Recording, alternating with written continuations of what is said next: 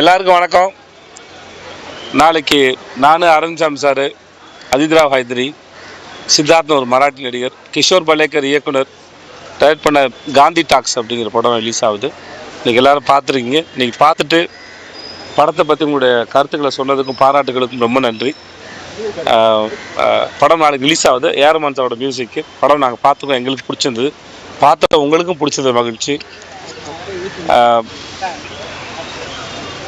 பேசும் படத்தோடு நான் எப்பயுமே அதை ஒப்பிடவே மாட்டேன். ஏன்னா அது ஒரு ரொம்ப கிரேட்டான ஒரு ஃபிலிம். அது இந்த மாதிரி ஒரு படம் நடிக்கிற வாய்ப்பு எனக்கு கொடுத்ததுக்காக நான் கிஷோர் பலேக்கருக்கு ரொம்ப நன்றி சொல்லிக்கிறேன்.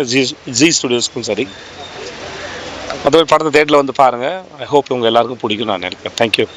இது மாதிரி ஸ்டோரியை வந்து செலக்ட் பண்ண காரணம் என்ன? ஏன்னா விஜய் டாக் தான், வாய்ஸ் தான், இது எதுவுமே இல்லை. ஏன் செலக்ட் பண்ணுறது? இப்போ வெறும் சைலன்ஸ் ஃபிலிம் அப்படிங்கிறக்கா ஒரு படத்தை வித்தியாசமாக இருக்குன்னு ஒரு படத்தை பண்ண முடியாது. படம் அந்த கதை போகிற போக்கும் அது பேசுகிற விஷயமும் எனக்கு பிடிச்சிருந்தது. அது பெரிய ரிஸ்க்கு வேறு.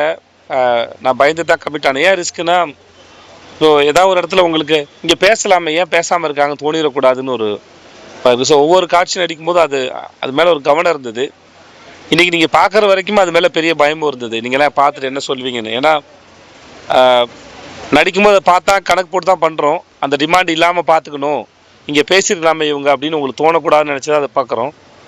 நாங்கள் நினச்சது எவ்வளோ தூரம் உங்களுக்கு தொற்றுக்குன்னு ஒரு சந்தேகம் இருக்கும். பட் இருந்தாலும் இது எப்பயாவது ஒரு அமைகிற ஒரு வாய்ப்பு.